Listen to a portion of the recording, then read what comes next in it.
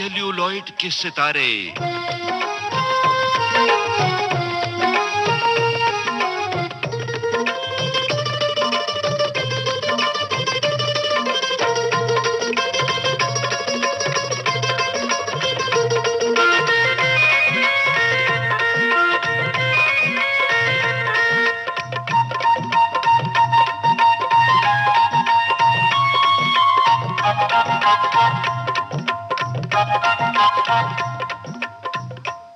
Cellulite के सितारे।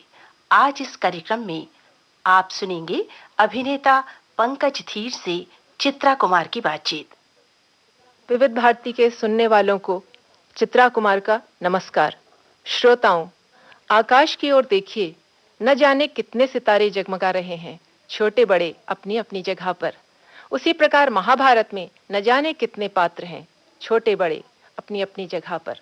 फिर भी एक पात्र ऐसा है जिसे भुलाया नहीं जा सकता, भुलाया जाना संभव ही नहीं है, और वो है कर्ण, दानवीर कर्ण, महारथी कर्ण।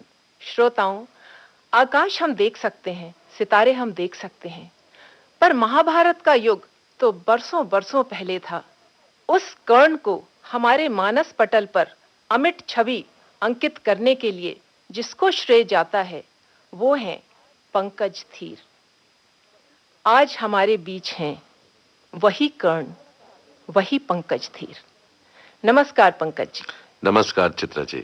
और अगर मैं ये कहूं महारथी कर्ण और दानवीर कर्ण को प्रणाम, तो अनुचित ना होगा। मैं सारे सुनने वालों को यही कहूंगा कि सबको इस सूत पुत्र राधे का प्रणाम। अच्छा पंकज जी, एक चीज सबसे पहले पूछती हूँ जी। सूर्य का तेज, कृष्ण की दिव्यता, अर्जुन की दीप्ति, ऐसे तेजस्वी चरित्र को जो केवल कर्ण में था, आपने हमारे लिए साकार कर दिया। कर्ण कुछ इससे भिन्न रहा होगा, ऐसा हम सोच भी नहीं सकते। आपने ये कैसे किया? चित्रा जी, सबसे पहले मैं आपको ये बताना चाहता हूं कि महाभारत शायद एक ऐसा ग्रंथ है जो इंसान को सिखाता है कि हमें क्या नहीं करना चाहिए। बाकी जितने भी ग्रंथ हैं वो हमेशा आपको कहेंगे कि साहब ऐसा करिए, ऐसे अपनी जिंदगी बिताइए। महाभारत इज द ओनली ग्रंथ। अब कर्ण कैसा था, कैसा लगता था? कुछ किताबों में तो ये भी लिखा है कि वो 16 फुट की हाइट थी उसकी। अब ये कहानियां हैं, तो हमको बतौर कलाकार एक छवि खुद बनानी पड़ती है। मतलब हमको एक इमेजिन करना पड़ता है कि अब मैं ये रोल करने जा रहा हूं, तो इसको ये कैसे होगा, वो चलेगा कैसे, वो देखेगा कैसे, वो बोलेगा कैसे। तो ये सारी चीजें हम कंस्ट्रक्ट करते हैं ताकि वो सब बैलेंस होकर के जब आपके सामने आए तो बहुत ही खूबसूरत लगे। तो आपने कैसे किया? क्या कुछ इसके बारे में पढ़ाई करी, या लोगों से बातें करी, या पुराने इतिहास को कहीं टटोला, कहीं किसी तरह से झिंझोड़ा, और ये समझ में आया कि कर्ण कैसे चलता होगा, कैसे उठता बैठता होगा, क्या उसका रूप होगा?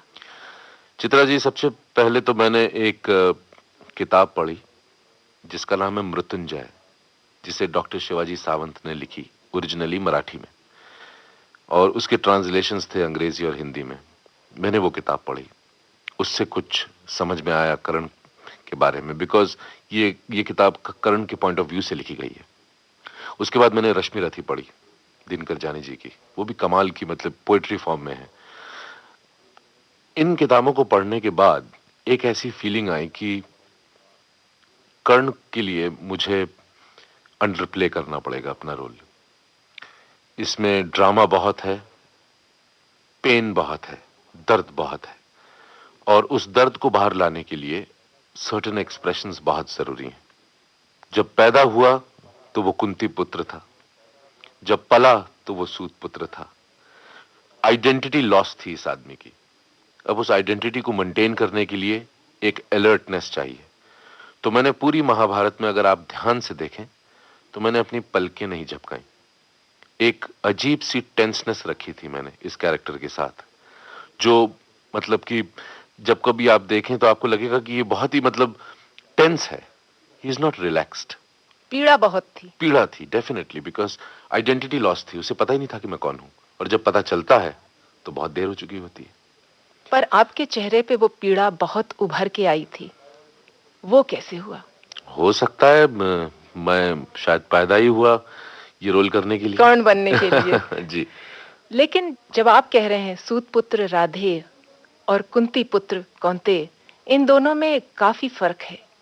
आपको क्या लगता है, जब आप कर्ण की भूमिका निभा रहे थे उस समय, अगर कर्ण ना होता तो महाभारत पूरी की पूरी बदल ना जाती? नहीं, डेफिनेटली बदल जाते। वैसे देखा जाए तो महाभारत में ऐसा कोई भी पात्र नहीं है जो इम्पोर्टेंट ना हो। कोई, अगर आप दुर्योधन को निकाल दें तो सारी कंट्रोवर्सी खत्म हो जाती। बेसिकली महाभारत का हर कैरेक्टर ग्रे है। ग्रे का मतलब यह हुआ कि कोई प्योर व्हाइट नहीं है, कोई प्योर ब्लैक नहीं है, कोई हीरो नहीं है, कोई विलन नहीं है। बहुत ही ह्यूमन लेवल पे सब कैरेक्टर्स को उन्होंने उनका वर्णन किया है, एक श्री कृष्ण को छोड़ करके, जिनमें भगवान एलिमेंट है। बाकी सब बहुत ही ह्यूमन लेवल पे है। शायद इसीलिए हम लोग अपने जीवन से उसको जोड़ बहुत सकते हैं। डेफिनेटली आज के जमाने में हर घर में एक भीष्म पितामह होंगे, एक अर्जुन होंगे, एक कर्ण होंगे, एक दुर्योधन होंगे, तो आइडेंटिफिकेशन बहुत कमाल की है। लेकिन अगर इसमें दो चरित्र बहुत जो उभर के आते हैं वो हैं कर्ण और अर्जुन। जी हाँ, ये बात तो सही है आपकी, बिल्कुल। और कहीं ऐसा लगता है कि कर्ण ना होते, कर्ण जो कुंती के पहले पुत्र थे, तो कैसी होती महाभारत? अब ये कहना बहुत मुश्किल है चित्रा जी, क्योंकि नहीं होते तो शायद पूरी कहानी बदल जाती। तो सिर्फ इतना बताइए कि उस कर्ण की भूमिका निभाते हुए आपको क्या कुछ सावधानी बरतनी पड़ी, या ऐसा करते हैं, ये प्रश्न का उत्तर आप बाद में दीजिएगा, हम लोग बड़े गंभीर होते जा रहे हैं, एक गाना बजा दें आपकी पसंद का। बिल्कुल। कौन सा गाना? एक फिल्म आई थी मंजिल, उसका गाना रिम झिम। हाँ, बहुत सुंदर गाना है, बहुत गिरे सुंदर सावन। गाना, बहुत सुंदर।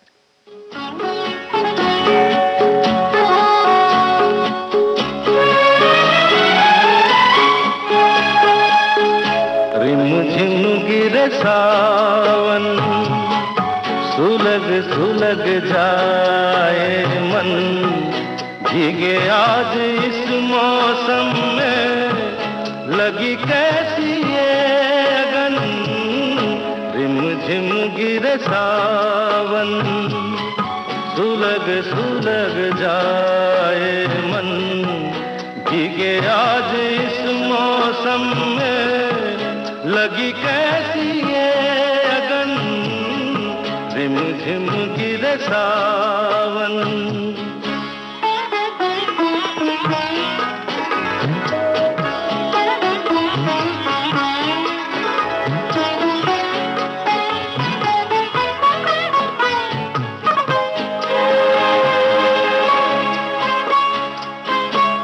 जब घुंघरूओं सी बजती है बूंदें, हर माह हमारे पलके नमूदे, कैसे देखें सपने नयन, सुलग सुलग जाए मन, भीगे आज इस मौसम में, लगी कैसी ये अगन।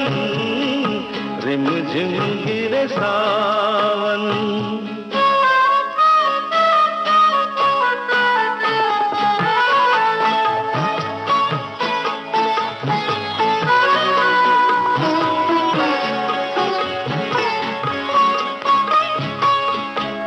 महफिल में कैसे कहते किसी से, दिल बंध रहा है किस अजनबी से। महफिल में कैसे कहते किसी से, दिल बंध रहा है किस अजनबी करें अब क्या जतन, सुलग सुलग जाए मन, भीगे आज इस मौसम में, लगी कैसी ये अगन, रिमझिम गिरे सावन, सुलग सुलग जाए मन, भीगे आज इस मौसम में, लगी कैसी ये अगन, रिमझिम गिरे सावन। अच्छा, अब जवाब दीजिए। हालत खराब थी। सर पे एक मुकुट था जो 3.5 किलो का था, कवच पहना हुआ था जो हाफ स्टील का था, 36 गांठें थी ड्रेस के अंदर, और गर्मी, मई के महीने की गर्मी थी, और संस्कृत में डायलॉग थे। तो आप सोच सकती हैं कि मैं क्या, मतलब मेरे अंदर हो रहा होगा। तो आप कैसे रटते थे वो संस्कृत के डायलॉग्स? बेसिकली मैं बॉम्बे का लड़का हूं, तो हमारे यहाँ Sanskrit as a subject, as a language कभी हमने सीखी नहीं थी। तो जब पहली बार गया तो पसीने छूट गए। उसके बाद राही मासूम रजा जो राइटर थे, उन्होंने मुझे बुला करके कहा कि पंकज, एक काम करो, तुम हिंदी न्यूज़पेपर रोज मंगाया करो और इसे जोर जोर से बैठ के पढ़ा करो, इससे तुम्हारी हिंदी जो है और संस्कृत बहुत साफ हो जाएगी। तो ये एक्सरसाइज मैंने करनी शुरू की, और वाकई जबरदस्त इंप्रूवमेंट लैंग्वेज में हुई उसके बाद। इसी एक्सरसाइज के साथ अगर मैं ये पूछूं कि आपने अपनी आवाज के लिए क्या किया? बड़ी प्रभावशाली आवाज है। आवाज, अब ये आवाज तो मतलब पैदाइशी ऐसी है, मतलब मैंने इसमें कुछ किया नहीं है। बस ये होता है कि आपकी क्वालिटी वॉइस की अच्छी हो, बाकी आप उसे कल्चर कर सकते हैं। मुझे याद है जब मैं स्ट्रगल कर रहा था तो एक प्रोग्राम आता था, पत्थर बोल उठे, तो वो हम लोग जाया करते थे संडे को ब्रिज भूषण जी के यहाँ, और वहाँ हम पत्थर बोल उठे ये प्ले के कोई एक पात्र करके वहाँ अपना वॉइस कल्चर, कैसे बात करनी है, कैसे ड्रामेटाइज करना है, रेडियो पे किया करते थे। हम लोग को ऐसा लगता है कि कौन इससे भिन्न हो ही नहीं सकता था, तो आपको ये रोल किसी खास कारण से मिला, या जैसा आपने अभी कहा आप शायद पैदा ही इस रोल के लिए हुए थे? नहीं, इसका बहुत इंटरेस्टिंग किस्सा है चित्रा जी। ओरिजिनली मुझे जब पसंद किया गया रोल के लिए, चुना गया, तो मुझे अर्जुन के रोल के लिए चुना गया था। लेकिन उसके बाद चोपड़ा साहब, हमारे बी आर चोपड़ा साहब ने कहा कि भाई पंकज, अर्जुन के रोल के लिए तुम्हें अपनी मूंछ काटनी पड़ेगी। मैंने कहा सर, मैं मूंछ तो कभी नहीं काटूंगा, क्योंकि हर फेस का अपना एक बैलेंस होता है। अब जैसे राज कपूर जी ने कभी अपनी मूंछ नहीं काटी, शत्रुघ्न सिन्हा जी ने कभी अपनी मूंछ नहीं काटी, तो मैंने कहा मेरा फेस बड़ा अजीब हो जाएगा मूंछ के बगैर, तो मैं ये रोल नहीं करूंगा, मुझे कोई और रोल दे दीजिए। तब उन्होंने कहा कि तुम कर्ण का रोल कर लो। तो दैट इज वाई मैं समझता हूँ कि शायद मेरी डेस्टिनी में ये था कि मुझे ये रोल करना था। आगे बढ़ने के पहले एक गाना और बजा लें आपकी पसंद का? जी हाँ, जरूर, बताइए। ये मेरा काफी फेवरेट गाना है, फिल्म थी दिल से।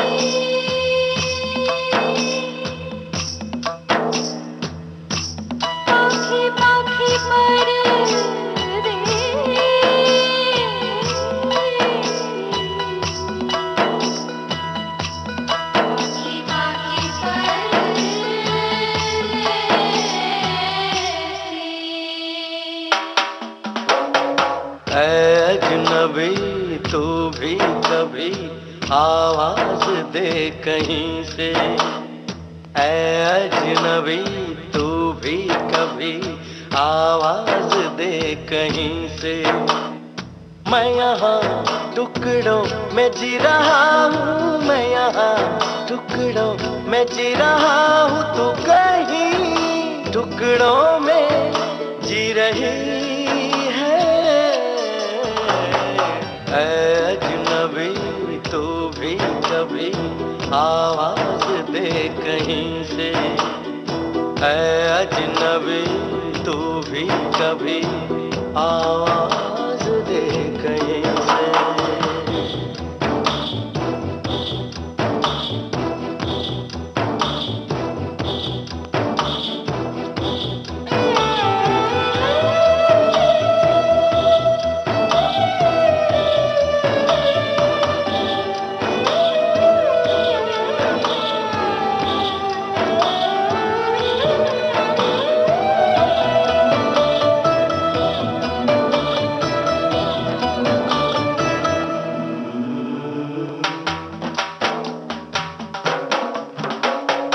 रोज रोज रेशम सी हवा आते जाते कहती है बता, रेशम सी हवा कहती है बता, वो जो दूध धुली मासूम कली वो है कहाँ कहाँ है, वो रोशनी कहाँ है, वो जान सी कहाँ है, मैं अधूरा तू अधूरी जी रही है, ऐ अजनबी तू भी कभी आवाज दे कहीं से। अच्छा पंकज जी, ये बताइए, जब आप कर्ण की भूमिका निभा रहे थे उस समय कैसा लग रहा था? क्योंकि कर्ण का चरित्र बहुत अलग तरीके का है। वो जिस माँ का बेटा है उस माँ के साथ नहीं रहा, वो प्यार के लिए तरस गया, जिसने उसको पाला उसके साथ वो रहा, फिर उसने दुर्योधन का साथ नहीं छोड़ा जबकि वो था पांडव की तरफ का था।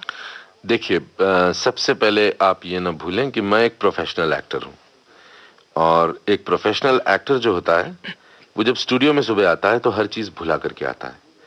जब मैं स्टूडियो में होता हूं तो मैं वो कैरेक्टर में होता हूं, और जैसे वहां से निकलता हूं तो मैं पंकज धीर बन जाता हूं, अपने घर आ जाता हूं अपनी फैमिली के साथ। तो ये बड़ा एक switch on switch off method होता है। और जैसे कि मैंने आपको पहले बताया कि मैंने रोल को अप्रोच करने के लिए काफी स्टडी की, लेकिन एक बार स्टूडियो पहुंच जाता था तब मेरे लिए बहुत ही आसान रहता था, क्योंकि मैं उस वक्त और कुछ सोचता ही नहीं था। मेरे लिए वो रोल था और इसको मैंने ऐसे करना है, ये मुझे जो ठीक लगता है, कि मुझे लगता है कि ये करेक्ट हो रहा है, तो इसीलिए उसका जो प्रेपरेशन थी वो पहले ही रेडी थी। पर जैसे मैंने पहले आपसे पूछा था कि सूर्य का तेज, कृष्ण की दिव्यता और अर्जुन की दीप्ति, ये मिला के एक तेजस्वी चरित्र था, वो तेज आपके चेहरे पे झलक रहा था। वो तो अब आई थिंक बहुत नेचुरल सा था। वो मेरी आंखें शायद ऐसी हैं या मेरा मुंह ऐसा है, पता नहीं। आप फील भी करते हैं वैसे ही। नहीं, कर्ण जैसे बनना तो बहुत मुश्किल है रियल लाइफ में, टू बी वेरी ऑनेस्ट। ऐसा नहीं लगता आपको कि आज के समाज में अगर कर्ण और पैदा हो जाएं तो समाज बदल जाएगा? आज के समाज में कहाँ ऐसे लोग पैदा होंगे, बहुत मुश्किल है। मुझे तो नहीं लगता। नहीं लगता है ऐसा? जी नहीं। कैसा लगता है आपको, आज क्या हो रहा है? आज बहुत मटेरियलिस्टिक दुनिया हो गई है। आदमी ने आदमी से प्यार करना छोड़ दिया है, हर चीज मतलब की दुनिया हो गई है। और ये जैसे कि दुर्योधन के साथ कर्ण की दोस्ती थी, वो कुछ भी कर लेते दोस्ती के लिए। आजकल कोई है ऐसा? या माँ का कहना मानने वाला कोई है ऐसा? ये बहुत ही एग्जेम्पलरी लोग रहे हैं, और आज के जमाने में बहुत बहुत मुश्किल है चित्रा जी ऐसे लोग मिलना। ऐसा होना भी जो अपना कवच कुंडल जो उसका सभी कुछ है वो दे दे। जी हाँ, बिल्कुल। और या कुंती को ये वचन दे दे कि तुम्हारे 5 बेटे रहेंगे। जी, ये बहुत मुश्किल है। बहुत ये बात तो मुश्किल मैं है। मानती हूँ जी। हम यहाँ से थोड़ा पीछे चले जाएं। जी, पहले ये पता चलाए कि आपका बचपन कहाँ बीता। चित्रा जी, मेरा जन्म कानपुर में हुआ था। एक हॉस्पिटल था गंगा के किनारे, ये डॉक्टर चांद कुमारी का हॉस्पिटल था, वहां मैं पैदा हुआ। और वहां से मैं कुछ 1.5 या 2 महीने का था तो मैं बॉम्बे आ गया। बॉम्बे इसलिए आया कि मेरे जो फादर थे वो फिल्म डायरेक्टर थे। वो वी शांताराम जी के इंस्टीट्यूट से पढ़ करके आए थे और फिल्में बनाते थे यहाँ। उन्होंने कई ग्रेट फिल्म्स बनाई, जैसे जिंदगी, रैन बसेरा, आखिरी रात, बहू बेटी। तो मेरा बचपन जो है बहुत ही आर्टिस्टिक तरीके से गुजरा है, क्योंकि हमारे घर में अक्सर पोएट्स आया करते थे, जैसे कि कैफी साहब, साहिर साहब, राजेंद्र सिंह बेदी। बहुत बड़े बड़े डायरेक्टर हमारे घर में आया करते थे, के आसिफ, बिमल रॉय। बहुत आर्टिस्ट आया करते थे, जैसे संजीव कुमार, राजेश खन्ना, अपने मतलब स्ट्रगलिंग ईरा में धर्मेंद्र जी। तो मेरा सारा बचपन इनके साथ गुजरा है, देखते देखते। और मैंने उसी वक्त डिसाइड कर लिया था कि मैं भी इसी लाइन में आऊंगा। और बहुत छोटी उम्र से मैंने बतौर असिस्टेंट काम शुरू कर दिया, एज एन असिस्टेंट डायरेक्टर। आपको अपोजिशन नहीं मिला घर से? बिल्कुल जी नहीं, बिल्कुल नहीं। मेरे फादर हमेशा ये कहा करते थे कि जो भी करोगे उसमें टॉप का काम करना। और एक नेचुरल टैलेंट भी था जो शायद मेरे फादर ने मुझ में देख लिया होगा उस वक्त। तो आगे बढ़ें, आपके बचपन के बारे में जाने या आपकी जवानी के बारे में जाने उसके पहले एक गाना सुन ले। जी हाँ, जरूर। फिल्म आई थी धड़कन, उसका गाना है दिल ने ये कहा है दिल से। दिल ने ये कहा है दिल से, मोहब्बत हो गई है तुमसे।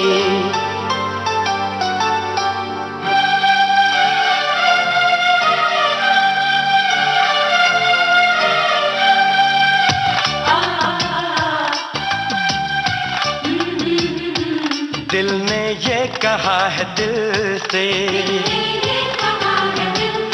मोहब्बत हो गई है तुमसे। मेरी जान मेरे दिल भर, मेरा एतबार कर लो। जितना बेकरार हूँ मैं, खुद को बेकरार कर लो। मेरी धड़कनों को समझो, तुम भी मुझसे प्यार कर लो।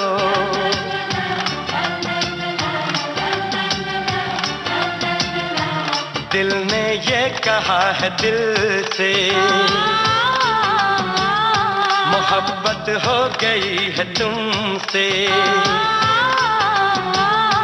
मेरी जान मेरे दिल भर, मेरा एतबार कर लो।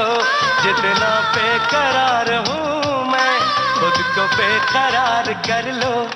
मेरी धड़कनों को समझो, तुम भी मुझसे प्यार कर लो।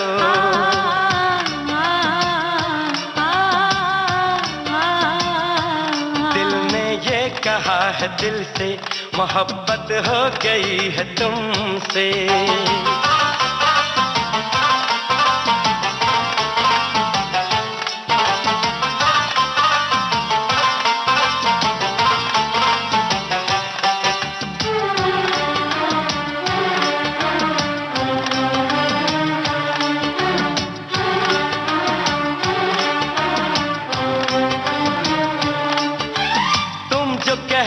तो चांद तारों को तोड़ लाऊंगा मैं, इन हवाओं को, इन घटाओं को मोड़ लाऊंगा मैं।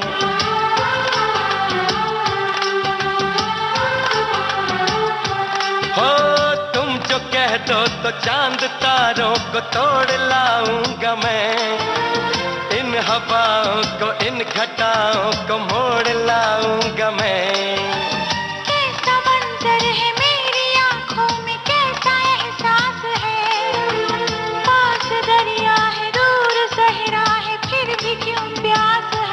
कदमों में जहाँ ये रख दूं, मुझसे आंखें चार कर लो। जितना बेकरार हूँ मैं, खुद को बेकरार कर लो। मेरी धड़कनों को समझो, तुम भी मुझसे प्यार कर लो।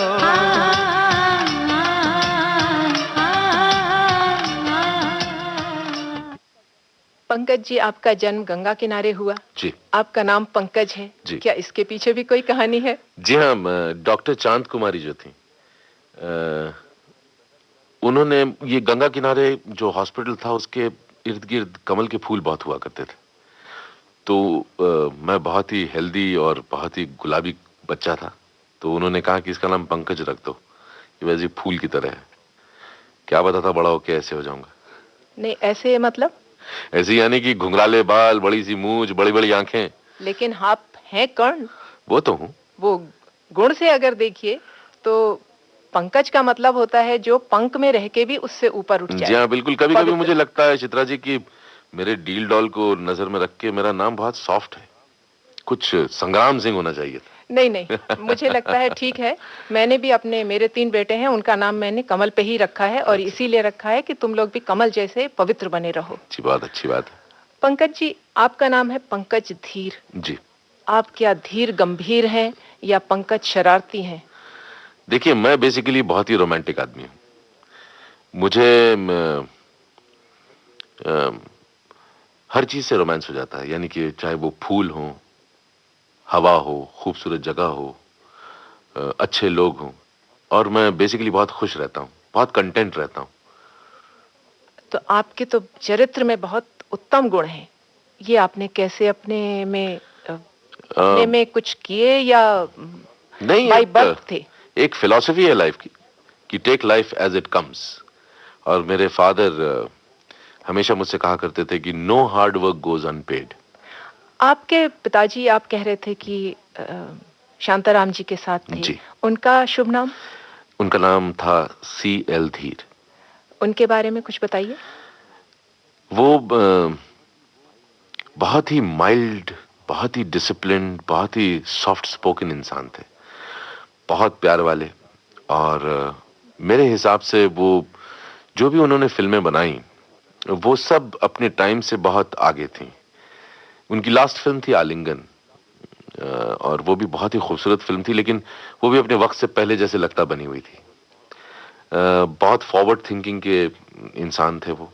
उन्होंने 70s में प्री रिकॉर्डेड कैसेट्स की बात की थी, टेलीविजन की बात की थी कि सब के सब टेलीविजन पे आएंगे। उस वक्त खैर उनकी कोई सुनता नहीं था, बट फॉरसाइट उनकी कमाल की थी। दूरदर्शी आदमी। जी। तो अपने बचपन की कोई ऐसी घटना हम लोगों के साथ शेयर करिए जो सुनने वालों को अच्छी लगे, या शायद कभी आपको डांट पड़ी हो, मार पड़ी हो। नहीं, मैं बहुत लकी रहा हूँ इस मामले में। मुझे कभी ऐसे कभी डांटा नहीं गया, और मैं पैसा बच्चा था भी नहीं, क्योंकि जैसे मैंने आपको पहले बताया कि मैं 14 साल की उम्र में मैंने काम करना शुरू कर दिया। तो आप समझ सकते हैं कि 14 साल की उम्र में मतलब होता क्या है। I started in 1971 as a 14-year-old boy, यानी कि बतौर असिस्टेंट। और मैं जाया करता था रंजीत स्टूडियो। कहाँ से? बांद्रा से, जहां मैं रहता था बॉम्बे में। और पढ़ाई तब तक खत्म हो गई थी? नहीं, पढ़ाई खत्म नहीं हुई थी, मैं पढ़ भी रहा था साथ में। और जब कभी स्कूल से, जैसे मेरा स्कूल सुबह 7 बजे शुरू होता था, 1 बजे खत्म हो जाता था। 1 बजे के बाद मैं एज एन असिस्टेंट जाया करता था, काम करता था। फिर जब कॉलेज गया तो कॉलेज में मॉर्निंग कॉलेज ले लिया, ताकि दिन में काम कर सकूं, सीखने के लिए। तो मेहनत बहुत करी आपने? जी हाँ, बहुत मेहनत की मैंने। तो जब आप कॉलेज जाते थे उस समय कुछ ऐसा किया हो? नहीं, शरारत का वक्त ही नहीं मिला। मतलब कि काम काम काम और काम। सीखने की आग, लगन और आग बहुत थी, कुछ करने की। मतलब हमारे टाइम पे जब मैं स्ट्रगल कर रहा था तो टेलीविजन तो था ही नहीं। हमको अपनी तस्वीरें लेके ऑफिस टू ऑफिस जाना पड़ता था, और किसी का मूड आया तो ले लिया, नहीं आया तो बैठे हुए बेंचों पे। तो कई साल तो ऐसे ही निकल गए। वो बहुत ट्राइंग टाइम्स थे। पढ़ाई आपने पूरी की? नहीं, मैं पढ़ नहीं पाया पूरा। मैं सिर्फ 1 साल कॉलेज में पढ़ पाया, उसके बाद पढ़ नहीं पाया। उसके बाद फिर आप इस लाइन में आ गए? जी हाँ, मैं फिर फुल टाइम फिल्मों में ही रहा, अलग अलग डिपार्टमेंट के काम सीखता रहा। विविध भारती से इस समय आप कार्यक्रम सुन रहे हैं सेल्यूलाइट के सितारे। अभिनेता पंकज धीर से बातचीत कर रही हैं चित्रा कुमार। बहुत छोटी उम्र में मैंने शादी कर ली। लव मैरिज थी। हम दोनों एक ही स्कूल में पढ़ते थे, और उसके बाद मेरी वाइफ ने अपना ग्रेजुएशन पूरा किया। और मेरा काम करना बहुत जरूरी था उस वक्त, क्योंकि I wanted to look after my family. अब आपने लव मैरिज की बात करी, अपनी पत्नी के बारे में बात की, कुछ जी। कोई गाना सुनवा दीजिए। हाँ, जरूर। किसी नजर को तेरा इंतजार आज भी है।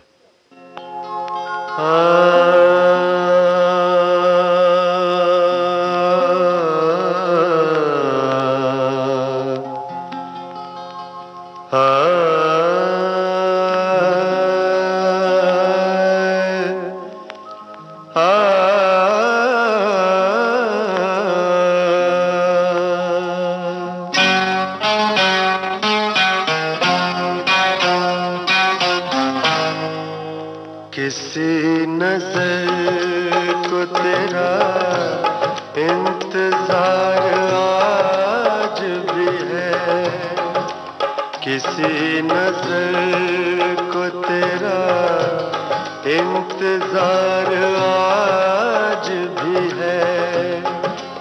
कहाँ हो तुम के ये दिल बेकरार आज भी है। ओ किसी नजर को तेरा इंतजार आज भी है।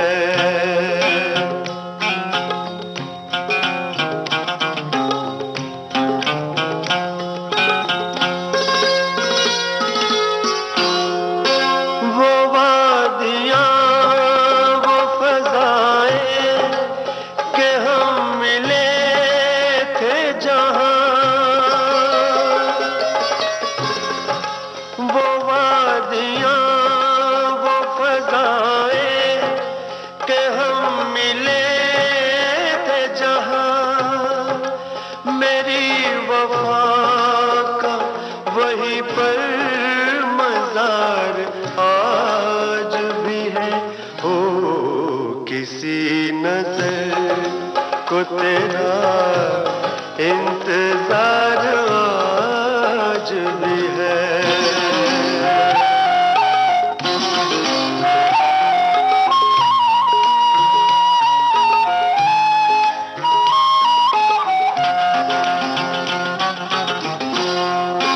न जाने देख के क्यों उनको ये हुआ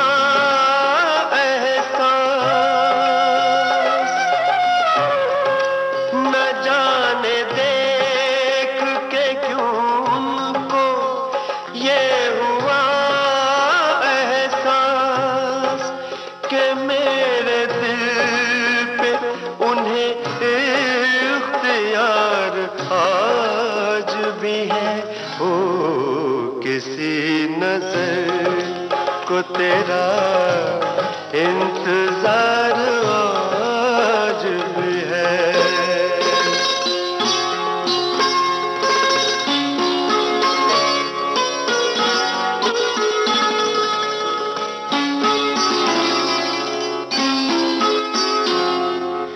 वो प्यार जिसे हमने छोड़ दी दुनिया, वो प्यार जिसे के लिए हमने छोड़ दी दुनिया, वफा की राह में घायल वो प्यार आज भी है। हो वो प्यार जिसे के लिए हमने छोड़ दी दुनिया।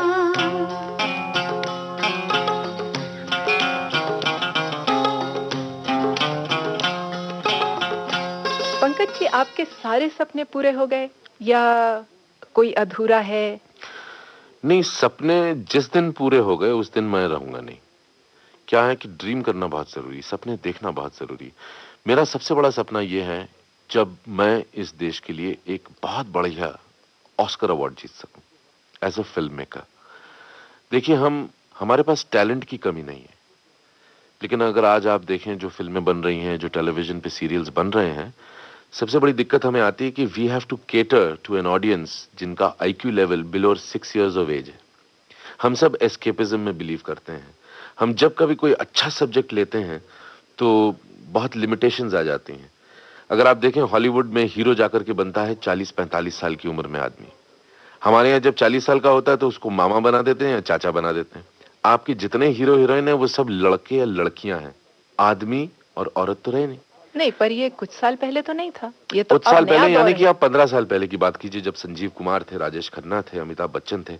आज के जमाने में बताइए मुझे, where are the men? We have boys and girls. जितनी हीरोइंस हैं आपकी वो लड़कियां हैं।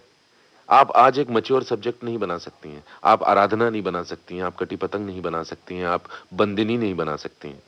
पर इसके लिए आप ये क्यों कह रहे हैं कि जो लोगों का आईक्यू लेवल है वो बहुत कम है? आप देखिए ना, आज एस्केपिज्म इतना प्रिवेलेंट है हमारी सोसाइटी में। जब एक आदमी 50 रुपए की टिकट लेकर के थिएटर में जाता है तो उसको देखना है बहुत खूबसूरत गाने, खूबसूरत लोकेशंस, एक हीरो है वो 30 आदमियों को मार रहा है, क्योंकि उसकी निजी जिंदगी में इतना दुख है, इतने प्रॉब्लम्स हैं, उससे एस्केप करने के लिए वो थिएटर में जाता है। तो अब आपको क्या लग रहा है कि आप ऐतिहासिक रोल करेंगे या और कुछ अलग करेंगे? नहीं, ऐतिहासिक रोल मतलब कि पौराणिक? आज जो कुछ हो रहा है टेलीविजन पे, महाभारत इज लाइक ताजमहल, एक बार बन गया। अब उसके साथ में आप चाहे 4 कॉलोनियां और बना लें या 2 बिल्डिंगें और बना लें, वो ताजमहल नहीं बनेगा। उसमें जितनी रिसर्च गई थी, जितनी क्रिएटिविटी गई थी, जितनी मेहनत गई थी, लगन गई थी, सिंसियरिटी गई थी, आज वो सब क्वालिटीज नहीं है चित्रा जी। पर आपको ऐसा नहीं लगता कि जैसे आपने अभी कहा बहुत बड़ा टीम वर्क था, आज टीम वर्क भी कम हो रहा है? आज का जो एरा है बेसिकली ये मीडियोकर्स का एरा है। एक्टर्स हैं वो भी ठीक हैं, मीडियोकर्स हैं, ग्रेट नेम्स नहीं है। कहाँ है दिलीप कुमार, कहाँ है राज कपूर, कहाँ है अमिताभ बच्चन? लेकिन यही मासेस थी जो उनको सिर आंखों पे रखती जी हाँ, थी। बिल्कुल। तो आप ये क्यों कह रहे हैं कि ऐसे लोग नहीं हैं जो उनको अप्रिशिएट करेंगे? आप वो सब दीजिए, हम लोग आपको फिर से अप्रिशिएट करेंगे। ये मैंने इसलिए कहा कि यूजुअली आप एक बहुत खूबसूरत फिल्म बनाते हैं, उसको कमर्शियली एग्जिबिट करने के लिए बहुत दिक्कतें आ जाती हैं। उसमें जब तक 6 गाने ना हो, जब तक 2 फाइटें ना हो, जब तक स्विट्जरलैंड ना दिखाया जाए, आपकी फिल्म बिकती नहीं है। तो ये क्यों माहौल ऐसा बना? क्योंकि पब्लिक ने पहले ऐसी फिल्मों को रिजेक्ट किया है। मैं ये नहीं कह रहा हूं कि आप कमर्शियल फिल्म ना बनाएं। एक चार्ली चैपलिन की बहुत अच्छी बात मुझे याद आती है कि film making is a beautiful combination of commerce and art. मैं ये कहूंगा कि साहब शोले बहुत अच्छी फिल्म थी, दीवार बहुत अच्छी फिल्म थी, एक दूसरे के लिए बहुत अच्छी फिल्म थी, लेकिन कमर्शियली भी सक्सेसफुल थी और आर्टिस्टिक भी थी। तो ये पूछने के पहले कि अब आपका आगे क्या इरादा है, एक गाना सुन ले? जी हाँ, बिल्कुल। फिल्म फिजा का टाइटल सॉन्ग सुनते हैं।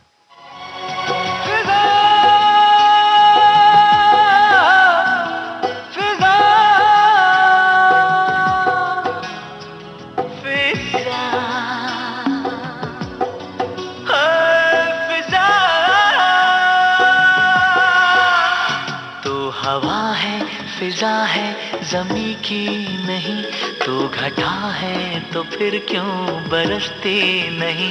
उड़ती रहती है तू पंछियों की तरह, आ मेरे आशियाने में आ।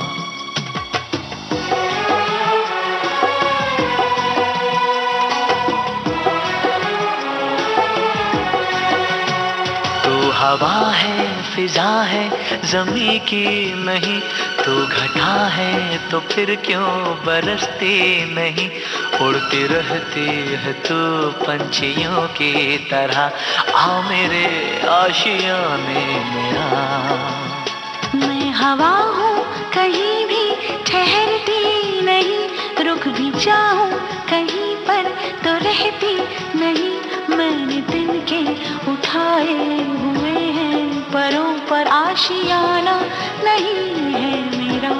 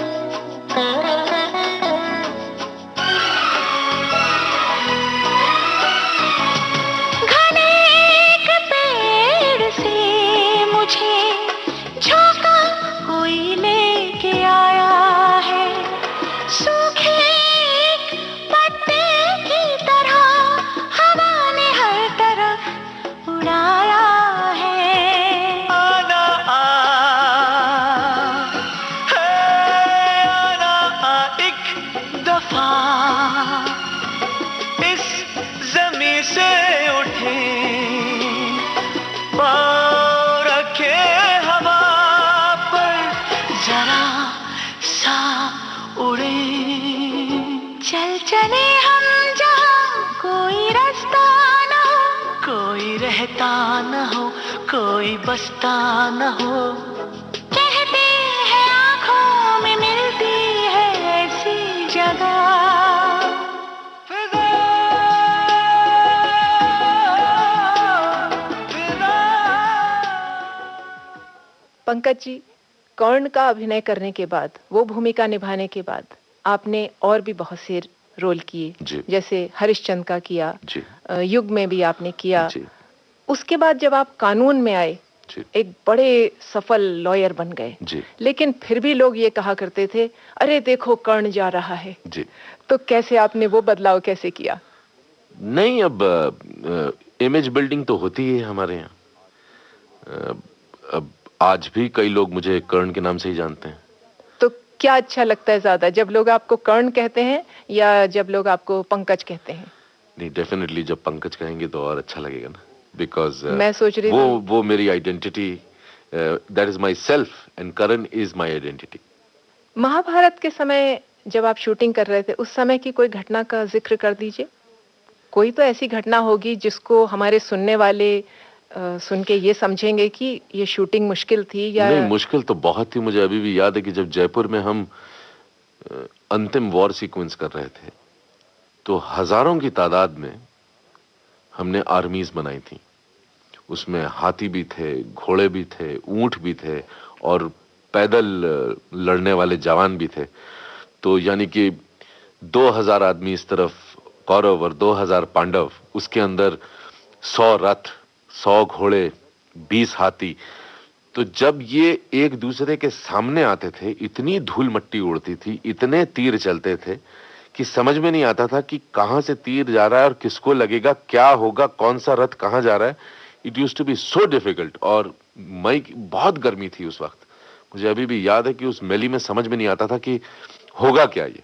और जयपुर की गर्मी? जी हाँ, बिल्कुल। वहाँ तो बड़ी जबरदस्त गर्मी होती है। बहुत जबरदस्त गर्मी। और आप अपने सब वो मुकुट वगैरह पहन के बिल्कुल खड़े रहते थे धूप में, सुबह से लेके सुबह 6, 6:30 बजे तैयार होते थे हम लोग और शाम को 6 बजे तक शूटिंग करते थे। तो इसमें कोई दुर्घटना नहीं हुई वो जब तीर चले थे? दुर्घटना नहीं हुई। वी वर वेरी लकी कि पूरी मेकिंग में ऐसी कोई दुर्घटना नहीं हुई जिसकी वजह से हमें कोई प्रॉब्लम आई या आपत्ति आई। सिर्फ एक बार मुझे याद है कि दुर्योधन और कर्ण का जो रथ है, ये हम एक ध्रुपद की लड़ाई थी, उसमें दौड़ा रहे थे और सडनली वो बीच का जो टांगे का जो रथ का जो कांटा होता है वो टूट गया।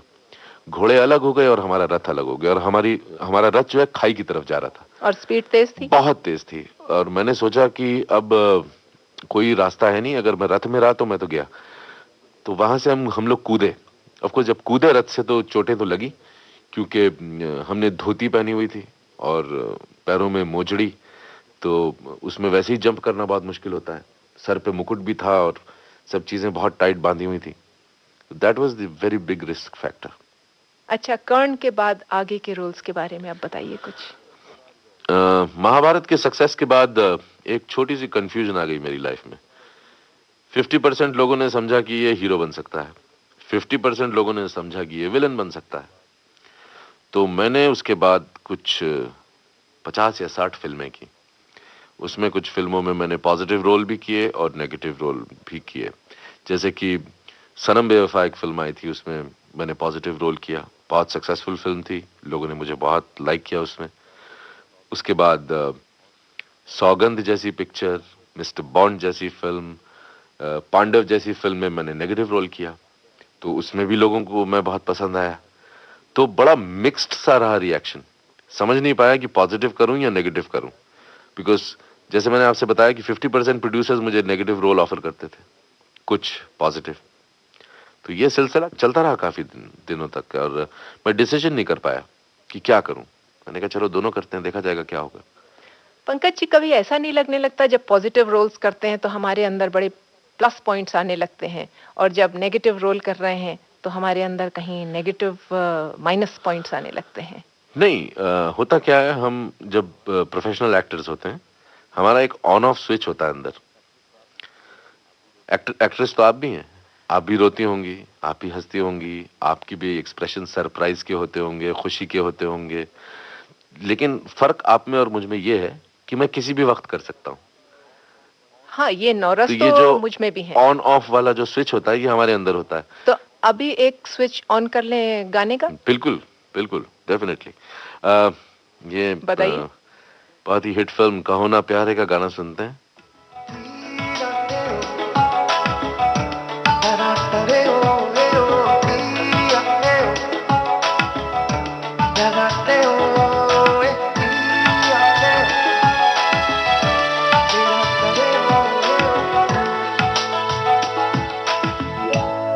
क्यों चलती है पवन, क्यों झूमे है गगन, क्यों मचलता है मन, ना तुम जानो ना हम, ना तुम जानो ना हम।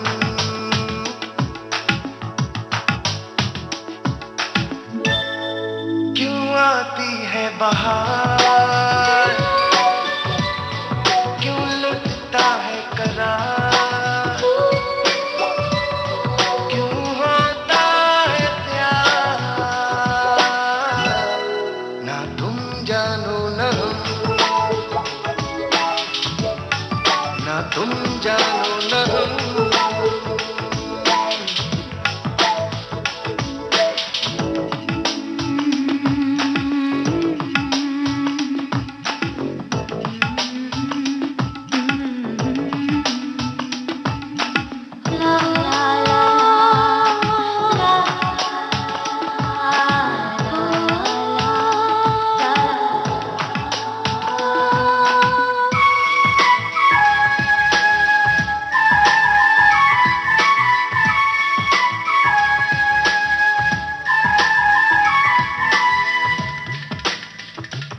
इसे कहते हैं इत्तेफाक। इत्तेफाक नंबर 3। ये हमारी तीसरी मुलाकात है, राइट? ये मदहोशियाँ, ये तन्हाइयाँ, तसव्वुर में है किसकी परछाइयाँ।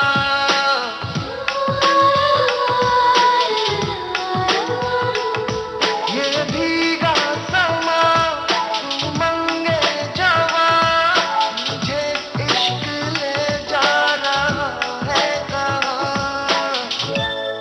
क्यों गुम है हर दिशा, क्यों होता है नशा,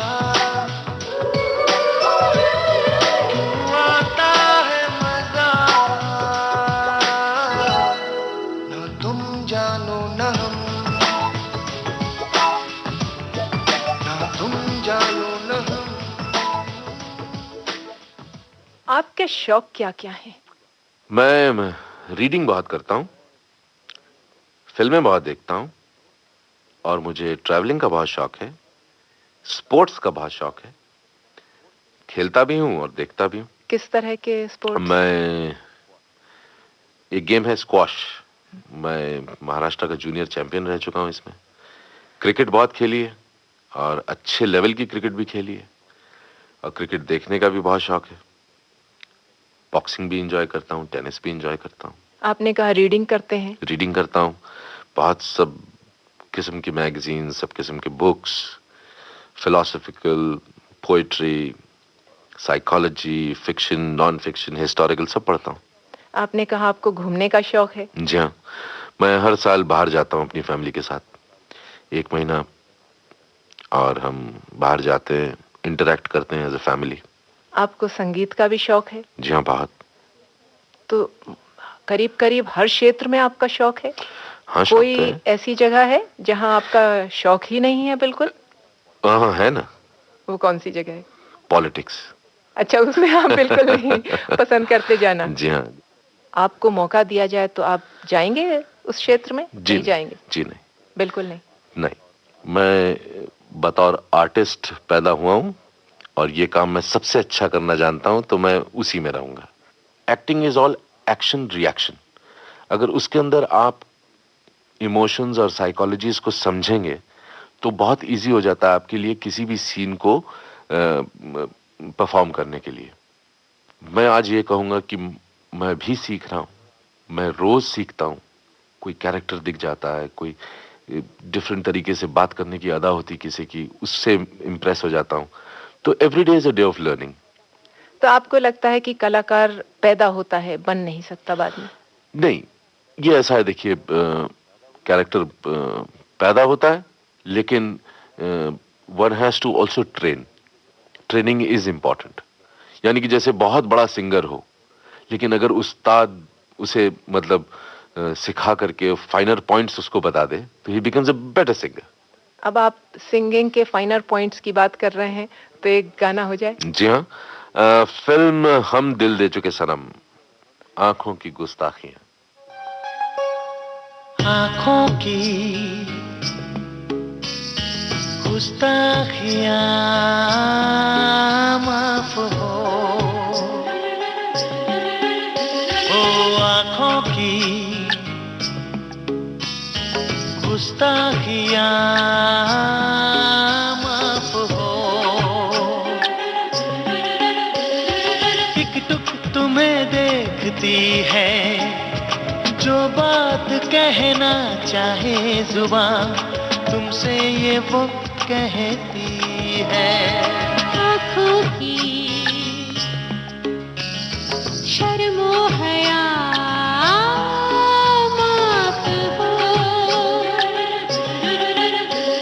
तुम्हें देख के छुपती है, उठी आँखें जो बात न कह सकी, छुपी आँखें वो कहती है। आँखों की गुस्ताखियां माफ हो।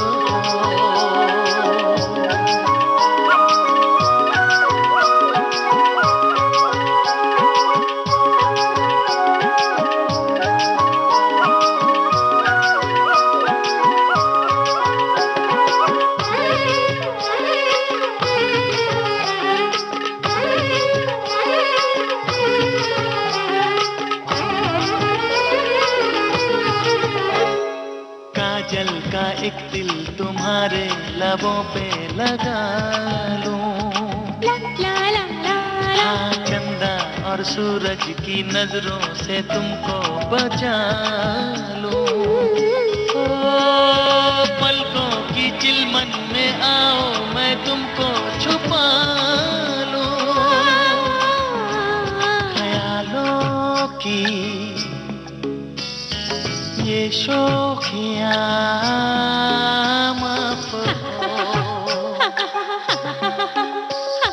हरदम तुम्हें सोचती है, जब होश में होता है जहां, मदहोश ये करती है। आँखों की शर्मो हया माफ हो। आपके परिवार के लोगों के बारे में पूछ लें। जी हाँ, जरूर। मैं एक जॉइंट फैमिली में रहता हूँ, जिनकी हेड मेरी मदर है, क्योंकि मेरे फादर तो इस दुनिया में है नहीं अब। मेरी वाइफ है, मेरा बेटा है। कितने बड़े हैं वो?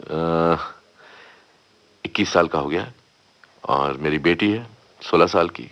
मेरा छोटा भाई मेरे साथ रहता है, और उसकी वाइफ रहती है, और उसकी एक छोटी बेबी रहती है। बहुत कम ऐसा देखने सुनने में आता है आज के समय में कि लोग एक ही छत के नीचे कुछ परिवार रह लें और लोग बड़ी खुशी खुशी उनके बारे में बात भी करें। जी हाँ, बस प्रे कीजिए कि हमारी फैमिली को नजर न लगे। नहीं, बिल्कुल, वो तो हम प्रे करेंगे और नजर लगेगी भी नहीं। अच्छा पंकज जी, ये बताइए, आपका कोई रोल मॉडल भी रहा है जब आप पढ़ते थे या बहुत छोटे थे? जब रोल मॉडल मतलब कि बहुत सारे एक्टर्स पसंद हैं फॉर डिफरेंट रीजंस। अब जैसे कि अगर मैं कहूं कि मुझे बलराज साहनी जी बहुत पसंद थे, मुझे दिलीप कुमार साहब बहुत पसंद थे, मुझे नूतन जी बहुत अच्छी लगती थी, मुझे अमिताभ बच्चन बहुत अच्छे लगते हैं, मुझे शाहरुख खान बहुत अच्छे लगते हैं। तो they all have different qualities for different reasons. आप लोग जो फिल्म में काम करते हैं, जो टीवी में काम करते हैं, आप लोग हमारे बच्चों को बड़ा प्रभावित करते हैं। तो आप कुछ ऐसा करिए, डायरेक्टर बन जाइए, ऐसी फिल्म्स बनाइए। बस सोचा तो ऐसे ही कुछ है चित्रा जी कि मैं अब धीरे धीरे डायरेक्शन की तरफ जाऊं, बिकॉज बेसिक ट्रेनिंग मेरी डायरेक्टर की रही है। तो अब मैं एक फिल्म भी डायरेक्ट करने जा रहा हूं, जिसे मैंने खुद लिखी है। अच्छा, ये अब शुरुआत हो रही है इसकी? जी हाँ, बिल्कुल। ये साल ये फिल्म शुरू हो जाएगी और एक अच्छे पैमाने पर मैं इसे बना रहा हूँ। इसके साथ साथ मैं सीरियल्स भी डायरेक्ट कर रहा हूँ और एक ऐसी अपने आप से प्रॉमिस दिया था कि 3-4-5 फिल्में बहुत खूबसूरत बनाऊंगा अपनी लाइफ टाइम में, जिसके लिए मुझे लोग याद रखें। लेकिन ये तो अभी आप शुरुआत करेंगे जी। आजकल भी तो आप कुछ रोल्स कर रहे हैं। जी हाँ, एक्टिंग तो कर ही रहा हूँ और करता रहूंगा। तो उनके बारे में कुछ बताइए। जी हाँ, एक सीरियल मेरा आ रहा है परशुराम, उसमें मैं परशुराम का रोल कर रहा हूँ। एक सीरियल आ रहा है हमसफर, ये एक सोशल ड्रामा है। एक और सीरियल है द्रौपदी, जिसमें मैं भीष्म पितामह का रोल कर रहा हूँ। अच्छा, अब की बार आप कर्ण से Bhishma Pitamah, Parshuram. I think I am the only actor जिसको सारे पात्र करने को मिल जाएंगे। आप कह रहे हैं कॉलेज की पढ़ाई आपकी पूरी नहीं हुई, मगर मुझे ऐसा लग रहा है आपका ज्ञान बहुत है, आपने पढ़ा बहुत है, आप बहुत चीज़ों के बारे में बहुत कुछ जानते हैं। आप में संवेदना है, आप में अनुभूति है। आप कह रहे हैं साइकोलॉजी की बात, लोगों को ह्यूमन बिहेवियर को समझने की बात, ये सारे गुण तो हैं आप में। आपने जितने भी रोल निभाए हैं उसमें आपको सब लोगों ने बहुत याद किया और सब लोग बहुत आपकी तारीफ करते हैं। और इन्हीं शब्दों के साथ मैं आपको धन्यवाद देती हूँ। आप हमारे स्टूडियो में आए, आपने अपने जीवन के बारे में, अपने आदर्श के बारे में, अपनी इच्छाओं के बारे में, सपनों के बारे में, इतनी चीज़ों के बारे में हमें बताया जो हमारे विविध भारती के सुनने वाले बहुत प्रतीक्षा करते रहते हैं अपने चहेते कलाकारों के बारे में जानने के लिए। तो धन्यवाद देती हूँ आपको और नमस्कार करती हूँ। नमस्कार जी, थैंक यू। सेल्यूलाइट के सितारे, इस कार्यक्रम में श्रोता सुन रहे थे फिल्म अभिनेता पंकज धीर से चित्रा कुमार की बातचीत। प्रस्तुति सहयोग रमेश गोखले का था और कार्यक्रम की प्रस्तुतकर्ता थी शकुंतला पंडित।